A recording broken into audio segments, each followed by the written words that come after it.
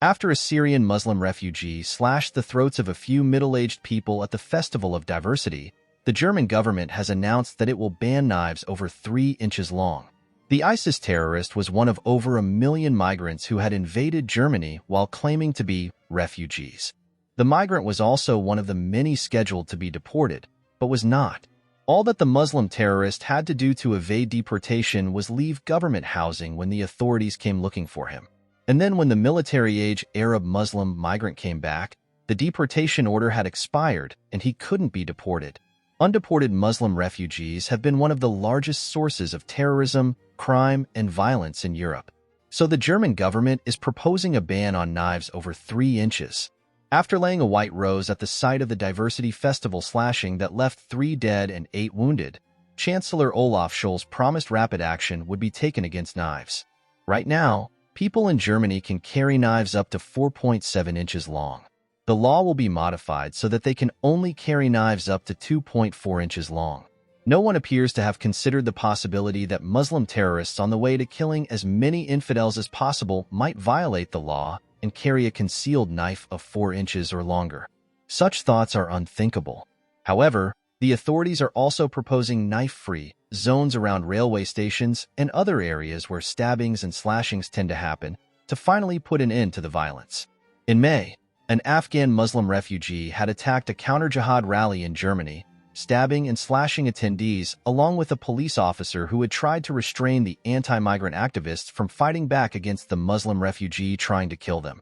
German authorities responded by vowing to crack down on knife crime, with stronger measures to control the possession and carrying of knives, tougher penalties for their misuse, and intensive awareness campaigns about the dangers. If any Muslim terrorists still don't know about the dangers of stabbing people, the awareness campaign would let them know. There were 13,844 knife crime incidents in Germany in 2023, which the authorities are blaming on the existence of knives and not the perpetrators, who are reportedly mostly young Muslim men. The authorities have resisted linking the nearly 10% increase in knife crime to Muslim migration. Though non-Germans are disproportionately represented in police knife crime statistics, that in itself is not a very helpful insight, a criminologist interviewed by the Deutsche Welle media outlet argued. In 2023, nearly 1 in 5 criminals were refugees. The mostly Muslim migrants were responsible for over 1 in 10 sexual assaults in just 1 year. They have carried out around 7,000 sexual assaults since the beginning of the migrant crisis. Half of gang rapists are foreigners, and there are on average almost 2 gang rapes committed in Germany every single day.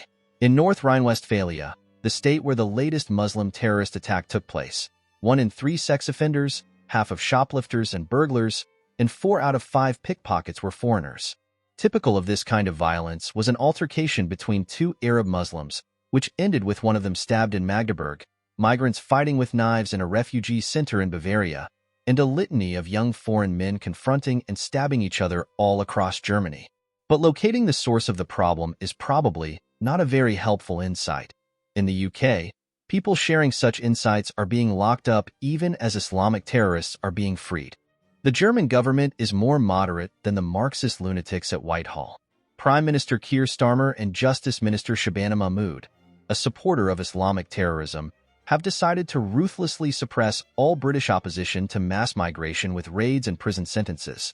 But a immoderate European government is one that mostly ignores the problem while promising to increase deportations after every Islamic terrorist attack, before realizing that it can do nothing. There is little difference between the putatively conservative Merkel government and the putatively leftist Scholz government, much as every French government, whatever its formal political orientation, has offered the same meaningless condemnations and empty promises. If the Communist and Islamist Parti La France Insoumise, which rose to parliamentary victory due to its alliance with President Emmanuel Macron, succeeds in taking over, it can be expected to turn the police loose on political opponents the way that the Starmer regime has done on critics of migration in the UK. For now, the German authorities are deploring all the stabbings and promising knife control, creating knife-free zones, limiting the length of knives that can be carried, except for newly purchased knives still in their plastic wrapping, and creating social media campaigns about the dangers of knives is the sort nonsense that the UK and other governments indulged in as a distraction from the reality of who is actually doing the stabbing, not to mention acid throwing. Much like the American liberal obsession with gun control, literally objectifying the problem, talking about things so that they don't have to talk about people, and then talking about broader social and economic issues, is a useful distraction from seeing what is actually taking place. The Festival of Diversity ended in bloodshed, as it always does, but there will be another one. Much of the West now exists in the throes of an endless diversity festival where no one notices the killers, only the number of rounds in their magazines and the lengths of their blades.